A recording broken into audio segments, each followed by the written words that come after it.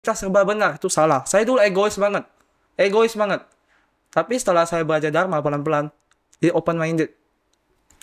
Jadi kita terbuka, mengurangi keegoisan kita. Itu kita akan lebih berbahagia.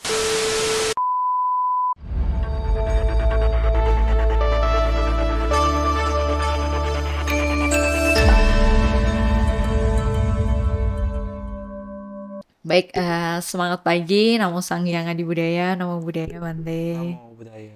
Duh, ini kesempatan yang sangat luar biasa untuk kami, tim podcast Like of Wisdom, dan saya juga terutama karena bisa berjumpa dengan Bante.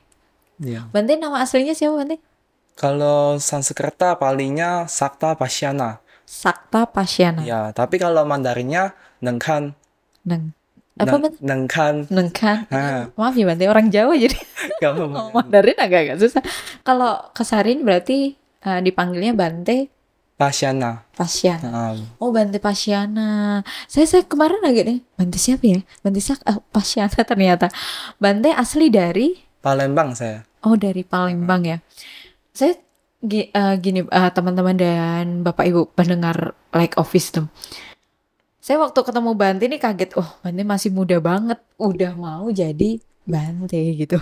Jadi agak banyak penasaran ini, Bante berapa bersaudara Bante? Saya 5 bersaudara. 5 bersaudara. Iya. Anak yang ke? 1. Ke-1 langsung bertekad menjadi seorang sangga. Iya benar. Boleh itu Bante? Dulunya nggak boleh. Oh, dulunya nggak boleh ya? Kenapa Bante? Saat itu ya pertama kali saya ingin menjadi pabajita tuh mungkin pas masih SMA. Saya sudah ada tekad gitu. Emang udah pingin ya Bante? Di dalam tuh sudah ada tekad banget. Oh. Nah, tapi itu langsung ditolak. Papa saya dulu pas saya bilang gitu langsung, matanya langsung melotot. Saya takut dan Langsung lotot ya. itu saya tahu itu penolakan. Terus juga setelah beberapa waktu tamat SMA, saya bilang sama mama saya mau di pabajita juga ditolak. Karena saya masih punya adik yang kecil. Dan juga mama saya. Adik yang kecil umur berapa Bante? Adik yang kecil sekarang waktu itu masih baby lah, masih bayi. Oh, masih baby. Wah, tapi Bante berhasil untuk ini sangat luar biasa loh. Dari SMA emang Bante udah pingin jadi Bante? Ya, lebih tepatnya kelas 3 SMA. Pada saat itu saya sering ke wihara lah. Ya, jadi bisa dengar Dharma, baca Dharma, lebih dekat-dekat sama sangga. Oh, emang udah dari awal deket dengan sangga gitu ya. Jadi ada tekad untuk jadi sangga. Iya. Luar biasa. Soalnya sekarang Bante, jujur karena saya sering jadi panitia pabaja ya Bante. Untuk cari peserta pabaja itu susahnya minta ampun. Apalagi yang mau lanjut. Itu juga ya lumayan. Kadang kayak Bante itu harus mendekati dulu pesertanya mau nggak lanjut gitu. Tapi kalau Bante emang udah dari awal lanjut terus gitu. Iya, tapi pas saya ikut Pabaja, itu kan saya ikut Pabaja. Itu saya gak nyangka bisa lanjut. Karena jadi pas Pabaja belum ada pemikiran untuk belum ada restu itu. Kata mama saya, kamu setelah Pabaja ingat lepas. langsung ya. Ya, jadi saya tuh nggak terpikirkan bisa lanjut. Jadi saya tuh terus 7 hari kan Pabaja tuh kurang lebih 7 hari. Jadi saat itu mama saya ngomong, kamu harus lepas setelah Pabaja nih. Ini syaratnya kalau kamu mau ingin ikut Pabaja. Oh, jadi udah diwanti-wanti dulu nih ya. Diwanti-wanti, karena mama saya takut saya lanjut. Setelah itu, lewat 7 hari. Jadi ada Bante bilang sama saya, kamu nanti lanjut aja sampai Waisak. Waisak kan sebentar. Saya pikir-pikir, saya mau, tapi mama saya. Itu gimana ya? Saya juga gak nyangka diizinin. Terus saya telepon lah mama saya. Oh, jadi itu telepon dulu Bante ya? Pas selesai Pabaja kan dikembaliin HP. Jadi saya telepon mama saya. Ma, saya mau lanjut sampai Waisak. Itu boleh gak ya? Tiba-tiba dibolehin. Padahal dulu bilang langsung lepas. Ya. Berarti itu dibolehinnya juga waktu Bante selesai Pabaja, Bante telepon baru dibolehkan untuk lanjut gitu. Sampai Waisak. Waisak. Setelah Waisak lewat, itu gak pernah diungkit-ungkit lagi. Jadi saya terus lanjut aja. Karena gak diungkit, bablas aja ya Bante ya? Bablas aja gitu. Jadi bukan, saya kira abis Waisak ditelepon lagi nih sama mamanya, enggak? Enggak. Atau pas Waisak itu sempat ketemu mama sama papa nggak sih Bante? Kalau pas Waisak ya, Rasanya nggak ketemu, tapi pas lewat Waisak itu ada ketemu sebelum saya mau pergi belajaran keluaran. Nah itu ada ketemu, bilang-bilang, cakap-cakap kan, udah disetujuin, saya pergi. Jadi beliau ini luar biasa karena saya pernah mendengar salah satu Bante. Soalnya di sini kemarin habis Papaja juga Bante. Ada anak yang ingin lanjut juga gitu, tapi orang tuanya nggak kasih. Waktu itu Bante kasih pengertian kalau ibu mau memberikan anak ibu berlatih itu sangat karma baiknya sangat luar biasa untuk orang tua katanya gitu. Wah, tapi ini Bante juga luar biasa banget. Jadi waktu ketemu mama papa ketemu adik-adik juga gitu ya Bante? Ketemu semua. Oh ketemu satu keluarga. Iya, dari tante, paman semuanya ketemu. Tapi tetap lanjut ya Bante, nggak ada. Lanjut aja lah. Gak usah dengerin mereka, lanjut aja. Gitu aja. Karena tujuannya baik ya Bante. Jadi habis Waisak, habis itu Bante lanjut di sini aja atau belajar kemana lagi Bante? Saya di Indonesia kurang lebih 6 bulan. 6 bulan. 6 bulan, iya. Sampai terakhir kayaknya Katina. Nah, Katina bulan berapa itu? Nah, Oktober November ya? Iya. Nah, jadi November tepatnya tanggal 21 saya sudah belajar keluar di Taiwan situ. Berangkat sendiri Bante? Guru saya antar sampai Jakarta. Terus saya Jakarta ke transit ke Hong Kong, lalu ke Taiwan kan. Itu sendiri semua. Sendiri semua. Tapi lancar ya Bante ya? Nggak bisa sama sekali Mandarin. Nggak bisa? Iya. Oh tapi ini tekad luar biasa, nggak bisa sama sekali Mandarin, tapi Bante bertekad belajar ke Taiwan. Iya. Ini juga pasti dorongan dari, awalnya itu dorongan dari Bante sendiri atau dari guru juga? Yang sebenarnya menyediain fasilitas semuanya itu guru saya. Oh jadi guru juga mau fasilitasi itu ya Bante? Fasilitasi saya. Jadi untuk teman-teman yang ikut Pabaja terus mau bertekad jadi Bante, nggak usah takut ya berarti ya, karena ada guru yang memfasilitasi dan ada guru yang mendorong untuk hal itu ya Bante. Asal kita mau aja. Oh gitu. Kalau kita nggak mau kan percuma. Iya benar. Terus orang tua mengizinkan juga karena itu perlu ya Bante, harus tuh orang tua. Orang tua saya dulu gak ngizinin saya di Taiwan. Kamu jangan jauh-jauh, Indonesia aja. Tapi setelah berdebat beberapa dekade, berdebat baiklah, bukan kurang ajar. Nah, saya kasih pengertian dan lain-lainnya, terbuka mudah hati. Kamu gak apa, belajar aja lah. Bante kan ini dari Indonesia. Bante belum bisa bahasa Mandarin kan ya? Iya. Sampai Taiwan, pernah gak sih Bante kayak merasa udahlah menyerah lah? Aduh, saya nggak bisa bahasanya gini. Pernah gak sih Bante? Itu benar. Pernah ya Bante? Yang paling saya kaget tuh pas saya kan baru sampai ke Taiwan. Itu bawa koper kan. Itu koper langsung dibuka di Cina tuh, di Taiwan itu. Saya kaget, salah apa saya? Beliau tanya saya pakai bahasa Mandarin. Apa ini? Saya cuma ngelongo aja. Gak ngerti kan. Terus gak tahu kenapa tuh udah tutup lagi kan. Nah setelah itu sampailah belajar di sana beberapa bulan. Karena di waktu itu ya ada perubahan jadwal kelas. Seharusnya kelas tuh jam 8:30, tapi dipercepat jam 8. Dan ngomongnya pakai bahasa Mandarin, saya gak ngerti itu. Jadi saat saya datang jam sebelum jam 8:30, 8:20 lah, itu kena marah. Oh karena Bante telat. Iya, karena saya juga gak ngerti mereka ngomong apa, kan tulisannya apa, gak ngerti semua. Jadi itu memang suatu hal yang berkesan menurut saya. Tapi ini jangankan Bante yang bercerita ya, saya mendengarkan aja. Wah Bante tekadnya luar biasa banget di Taiwan, nggak bisa bahasanya, tapi masih tetap berlanjut belajar sampai sekarang masih ya Bante? Iya, karena kalau Mandarin itu nggak belajar sehari itu bisa lupa semua. Oh makanya harus terus menerus ya Bante? Terus harus. Kalau di sana jadwal belajarnya bagaimana Bante? Jadwal belajar di sana ya, kita biasanya mulai dari pagi atau sampai malam gitu ya, pagi sampai malam. Jadi kalau pagi setiap jam 5 pagi itu harus ikut kebaktian pagi atau cauke kalau Mandarinnya. Nah itu sampai jam 6. Cauke sampai jam 6. Lalu setelah itu makan bersama. Makan bersamanya itu ada satu ruangan gitu kan. Terus di sana kami para biku bikuni semuanya dikumpulin. Nah di situ ada ritual cara buka makannya, tutup makannya gitu. Nah, setelah itu bersih diri. Siapin diri sampai kelas nanti jam 8.30. Pagi 8.30. Itu sampai jam 11.20. 11.20 Ah, baru makan siang lagi ya Bante. iya, itu belajarnya tuh bukan belajar Mandarin. Itu langsung belajar Dharma semua. Jadi apa yang diajarin tuh ya sama saya ngerti. Selama berbulan-bulan itu saya cuma duduk perhatiin guru, nggak ngerti apa yang disampaikan. Jadi itu memang penderitaan. Jadi ya emang ada Bante teman. bisa ya melalui itu semua. Tapi saya apa sih nggak nyerah lah karena saya tahu kenapa saya mau ke sini. Mantap. Ini nggak apa cari orang yang punya tekad seperti Bante kayak 1081 ini. Tapi Bante luar biasa di sana.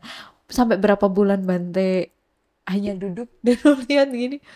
Kalau untuk ngertinya ya ngerti dikit-dikit, dikit tuh bukan 100% ngerti. Mungkin 2-30% lah. Itu mungkin 4-5 bulan. Tapi kalau udah ngerti 50%, itu mungkin bisa 1 tahun lebih, 2 tahun lebih. Gitu. Emang butuh perjuangan. Dan juga ada teman saya kan dari Vietnam. Ini bikuni lah. Dia datang ya. Itu baru beberapa hari itu di kamarnya dia teman-teman cerita sama saya. Itu nangis gak berhenti-berhenti. Karena Tekanan. nggak ngerti gitu ya. Iya, tekanannya sangat berat emang. Berarti Bante ketika belajar di Taiwan ini dari berbagai negara. Kalau Iya. Bante dari Indonesia, Saya Indonesia. seorang diri atau Pada saat saya pertama kali datang ada kakak kelas dari Indonesia juga. Dia lebih senior dari saya. Dan tahun itu dia lulus. Nah, tahun itu dia lulus. Nah, setelah berlanjut ya sisa saya sendiri. tapi masih ini nanti kan sekarang lagi di Indonesia nih Bante, lagi belajar di Indonesia.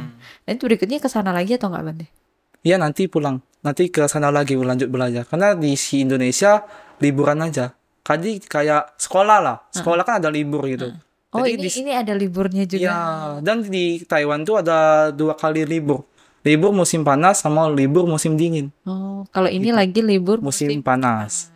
Bante, tapi Bante pulang ke Indonesia juga belajar lagi nih kan? Pasti. Jadi dimanapun tuh pasti harus belajar Mandarin. Karena kalau nggak belajar ya lupa semua bisa. Oh, berarti terus berlanjut begitu ya Bante ya? Terus gitu. Kalau di sana, kalau guru Bante selama Bante berapa tahun Bante kemarin di sana? 1 tahun Di mana? di Taiwan kemarin Di sebelum balik ke Indonesia sih. Itu setahun lebih. Tahun lebih. Pernah Hampir 2 tahun lah. guru Bante pernah ke sana atau enggak? Guru saya sih belum pernah, tapi kayak kakek guru saya. Kakek guru saya punya ya itu. Su Xie-Ching. Iya, itu pernah datang. Oh, Su Xie-Ching pernah ke sana. Jadi gimana Bante perasaannya ketika ketemu Su Xie-Ching? Kalau saya jujur ya Bante, saya dulu pernah kayak pergi ke Makassar, belum pernah ketemu, jauh dari orang tua, jauh dari teman-teman, nggak kenal orang siapapun gitu. Jujur ketika ketemu orang yang satu daerah itu kayak senang banget. Bante begitu juga nggak sih? Saya canggung. Oh, canggung ya. Karena sama kakek guru ya, sama Su Xie-Ching. Jadi kalau di sana pembelajarannya seperti kita belajar di sekolah gitu atau enggak sih Bante? Sistemnya kayak sekolah. Tapi kalau di Taiwan itu ya apalagi kami monastik ya, itu ada kayak jam istirahat siang. Jadi kayak ngistirahatin otak gitu. Jadi jam tidur siang gitu kan orang bilang. Nah, jadi setelah kelas pagi ada jam tidur siang. Nah, jam tidur siang nanti lanjut lagi ada kelas siang. Nah, kelas siang nih nanti selesai bersih-bersih diri, nanti ada kelas malam.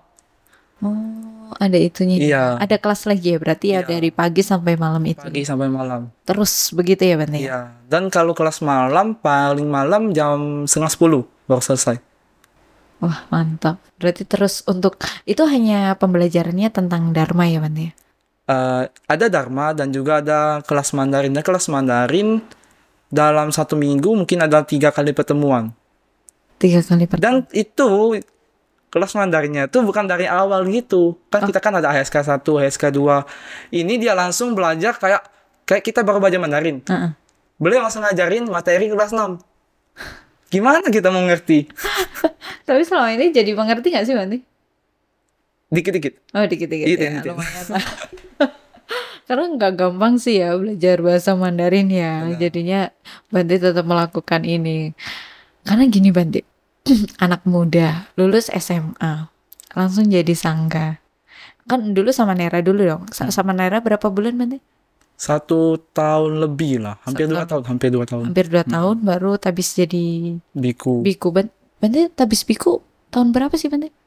Saya baru tabis Oh baru bulan tabis. bulan 3 kemarin. Oh bulan 3 ini Iya. 2024 ini baru Iya. tabis di bulan 3. Karena syarat untuk jadi biku tuh ya, harus minimal bukan minimal. Ya minimal 20 tahun. 20 bulan. 20 tahun. Aduh. Umur kita. Umurnya. Oh umurnya. Jadi kalau Kira- di bawah 20 tahun tuh gak bisa. Oh nggak bisa. Berarti Bante ini baru usia 20 tahun. Iya. Udah banget. Saya dulu tuh pengen langsung jadi biku, tapi itu gak bisa. Harus ada syaratnya kan jadi biku. Karena usianya masih belum ini ya mencapai. Mencukupi, ya. Cukupi. Bante selama jadi sangga ini masih sering komunikasi dengan teman-teman yang dulu? Sangat jarang, Kak. Oh sangat jarang. Ya, lebih ke keluarga gitu. Karena teman sama kita kan sudah beda gimana ya, beda frekuensi. Sedangkan mereka tuh komunikasinya tuh agak kasar gitu. Oh. Iya, Udah beda lah ya Bante. beda. Tapi it's okay untuk beberapa perjalanan ini berarti it's okay aja ya Bante. Nggak pernah ada udahlah nyerah gitu nggak ya Bante? Karena kan udah banget. Kalau menyerah rasanya enggak sih. Tapi gimana ya? Ada beberapa cobaan-cobaan ada datang. Ya, tapi kita jangan menyerah gitu. Terus lanjut. Terus lanjut ya Bante. Karena kita masih ingat apa motivasi kita, kenapa kita berjubah gitu. Luar biasa Bante. Kalau di sana rata-rata ya Bante ya. Karena saya kurang paham nih di sana itu apakah seusia pertemanannya di komunitas sangga sendiri di Taiwan itu seusia atau beda-beda usianya juga Bante? Ada seusia dan juga ada beda usia. Tapi belajarnya tetap campur ya? Belajar campur. Jadi di sana bukan cuma Indonesia, di sana ada kayak Vietnam, Thailand, Malaysia, Singapura, dan lain-lain lah, banyak juga. Tapi sekarang sisa tinggal Vietnam, Malaysia, Indonesia. Berapa jumlahnya Bante? Kalau di kelas saya mungkin 20-an lah. 20 orang. Karena itu setiap tahun tuh naik turun. Karena ada mereka yang ada belajar beberapa dekade pulang gitu. Jadi gak harus patokan, kamu harus sampai tamat gitu. Oh, nggak ada patokan harus kayak kita kalau belajar yang ini ya, yang ibaratnya formal, 3 tahun baru selesai begitu enggak ya Bante? Gitu. Pokoknya ya belajar aja di situ. Kalau udah dirasa cukup ya nggak harus sampai lulus, pulang boleh begitu. Ya, itu kemauan kita sendiri. Tapi ini Bante sampai lulus dong. Berusaha. Dan juga kalau bisa harus kuliah lah di sana, kuliah agama Buddha lah di sana. Oh, jadi mau lanjut berkuliah di sana. Jadi sekarang tuh kayak lagi SMA-nya gitu.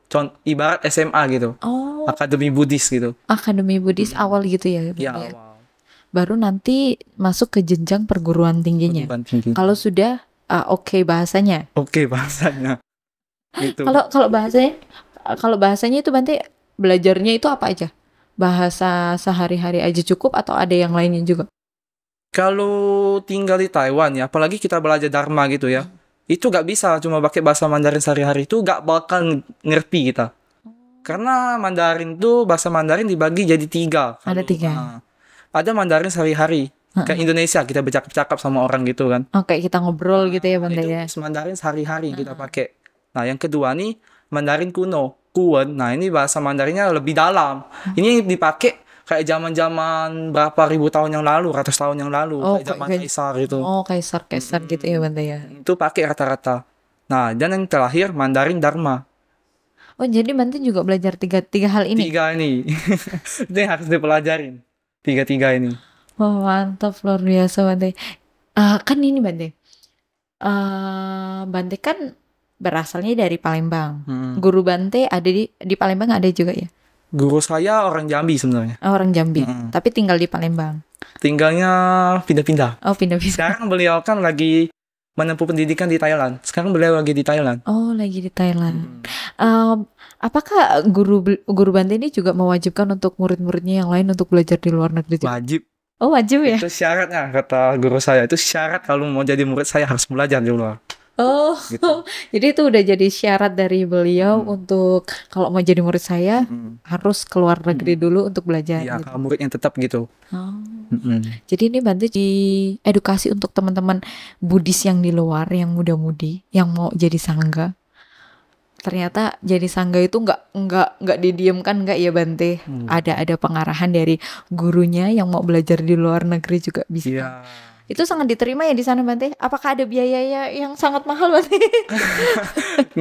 Kan itu pas saya sekolah saya sana free, semua free. Free Dan kita loh. makan, tempat tinggal, segala macam tuh free. Yang cuma kita harus bayar tiket pesawat. Itu tiket pesawat. Jujur Nah, Bante. tiket pesawat tuh bayar sendiri. Tapi di sana Bante jadi bisa belajar banyak hal ya Bante ya. Banyak banget.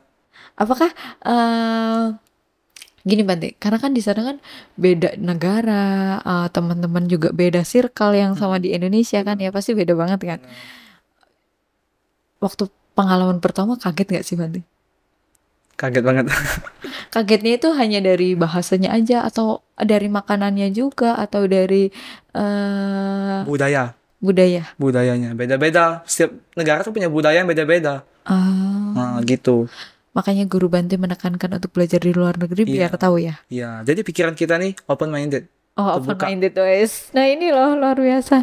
Terbuka pikiran kita. Jadi kita agak fanatik sama satu budaya, satu tradisi. Dan masih banyak banget. Hal-hal yang di luar yang belum kita ketahui ya Bante ya tentunya ya. Kayak contoh Vietnam. Vietnam tuh ada budaya sendiri. Kayak jubah bikunya ini ya ada beda sendiri. Oh jadi bukan berarti Bante di Taiwan itu jubahnya sama nggak ya Bante? Ketika belajar itu? Kalau di sana diwajibkan sama semua. Tapi ketika mereka pulang negara itu ganti lagi jubahnya. Oh sesuai dengan di budaya negaranya. mereka. Iya, budaya tempat mereka. Itu jubah beda-beda. Unik-unik.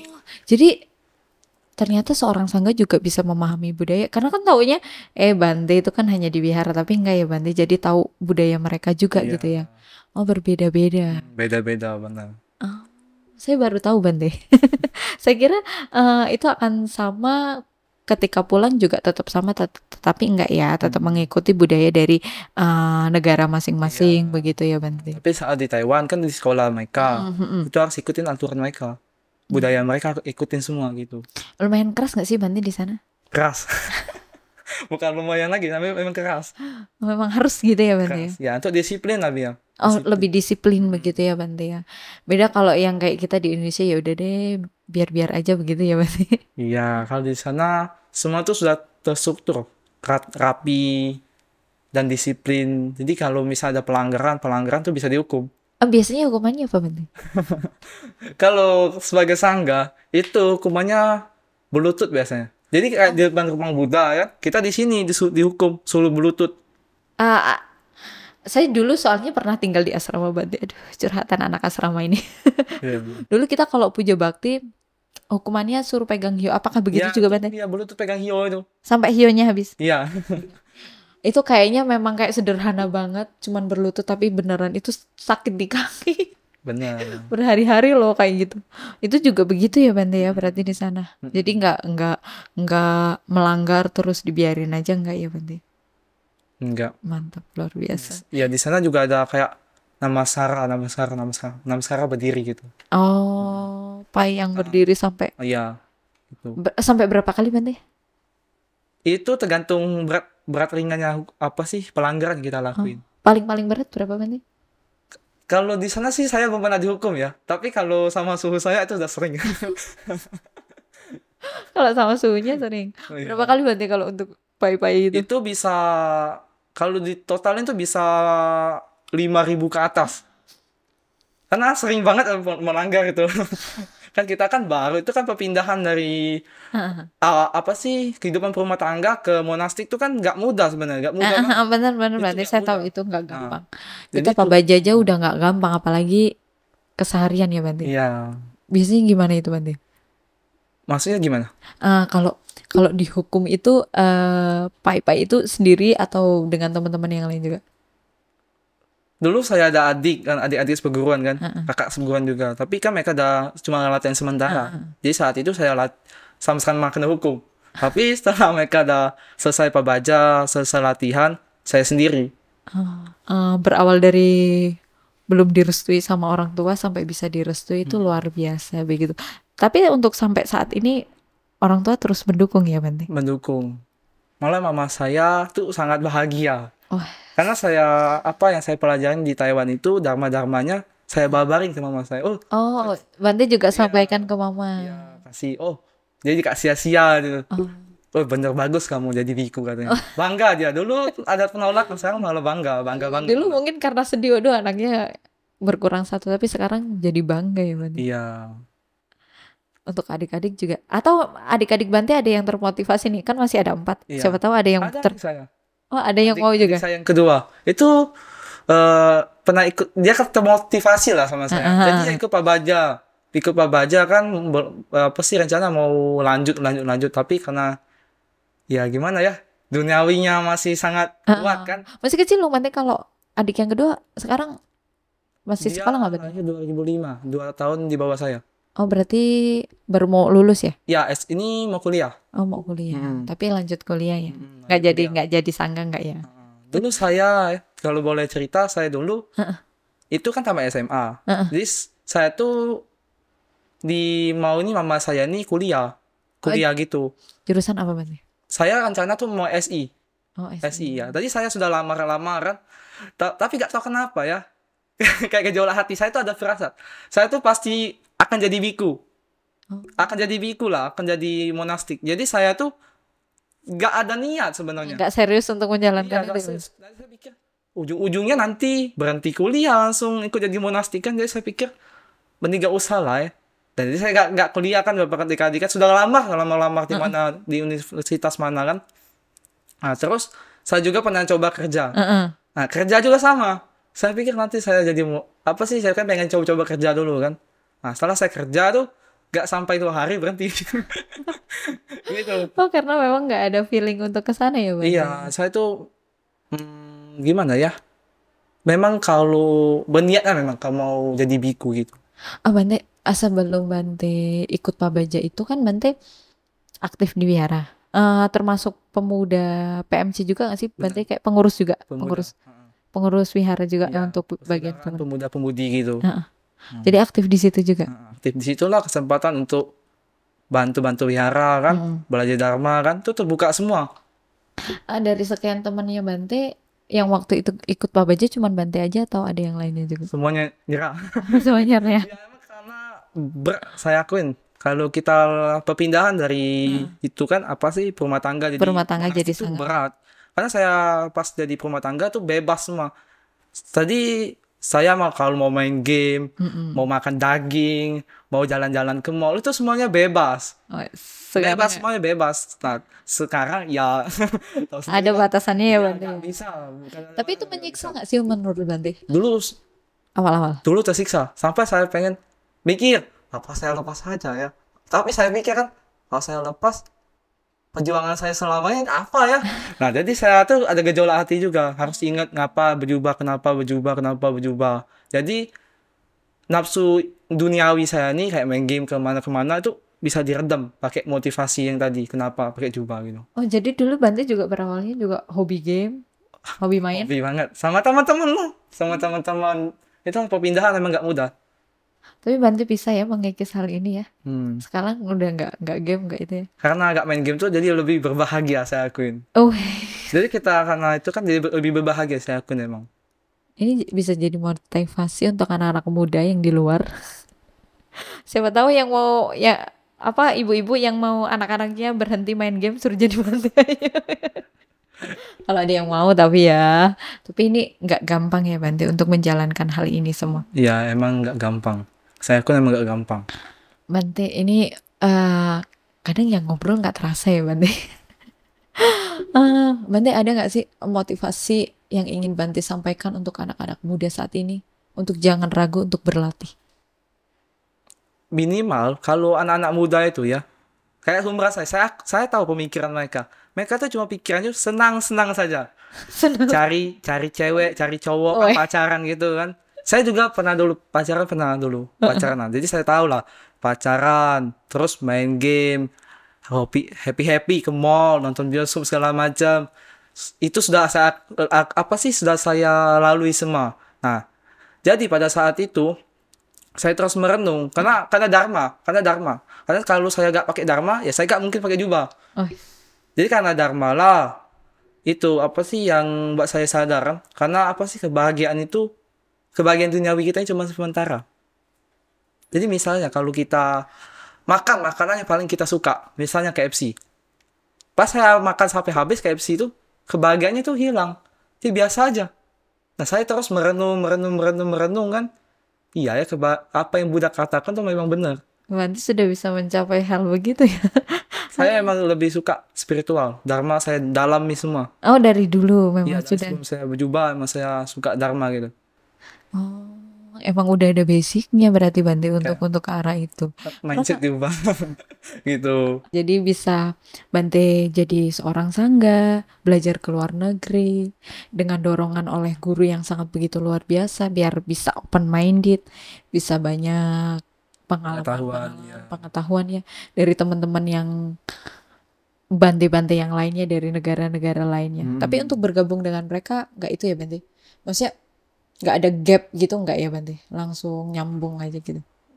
Iya bisa nyambung. Tergantung kita. Kita nih mau terbuka gak? Kalau kita sendiri-sendiri aja ya pasti tertutup kan. Introvert kata orang.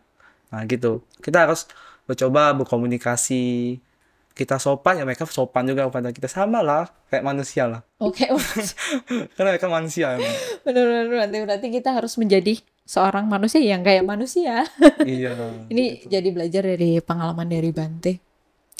Mungkin ibu-ibu yang di luar yang memiliki anak, jangan ragu kalau anaknya ingin berlanjut seperti Bante. Ya saran saya ya. Itu kan saya dulu pebaja ada beberapa teman yang seangkatan sama saya.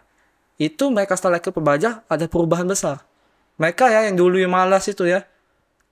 Misalnya kalau sudah makan, dah tinggal piring. Ini pas selesai ikut pebaja, pas pulang ke rumah itu dia cuci sendiri. Oh, I see. Jadi pasti ada perubahan. Ada perubahan. Iya di pebaja tuh pasti ada manfaat. Benar. Berarti jangan takut untuk ikut pabaja ya, Bante? Jangan takut. Apalagi anak-anak yang masih muda, seumuran saya itu jangan pernah takut. Minimal seumur hidup sekali. Cobain. Itu kan cuma 7 hari. 7 hari pebaja cepet. Setelah 7 hari ya tentuin sendiri mau lepas atau enggak. Iya kan? Beda dengan Bante yang harus berlanjut bertahun-tahun ya. Karena Ini saya emang ada niat sudah. Gitu. betul Bante. Ini jadi peringatan untuk teman-teman yang mau ikut pabaja, jangan takut-takut.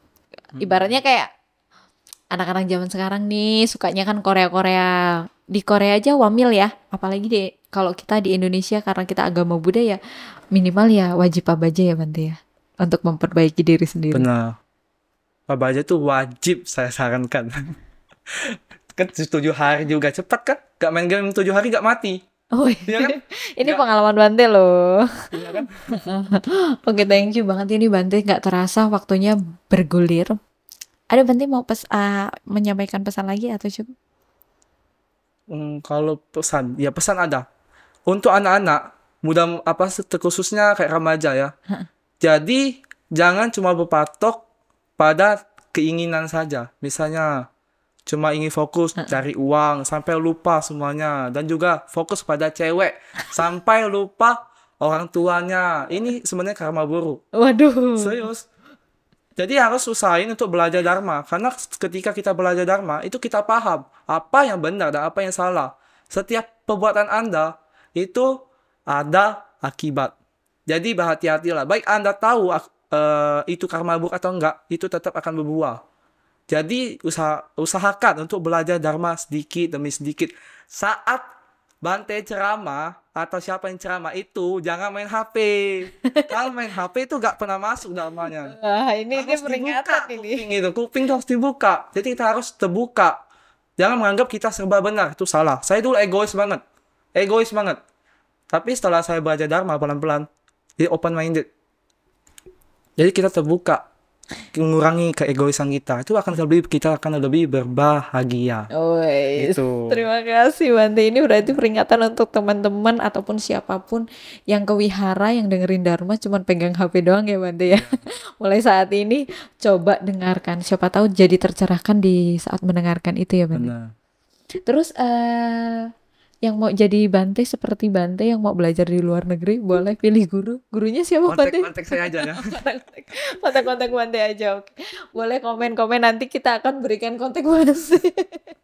Untuk khusus tentang Dharma tentunya ya Bante ya. Tentu. Terima kasih Bante untuk motivasi hari ini. Semoga ini bermanfaat untuk yang mendengarkan dan semoga bisa mencerahkan para muda-mudi Buddhis yang ada di luar untuk bersemangat Pak Baja.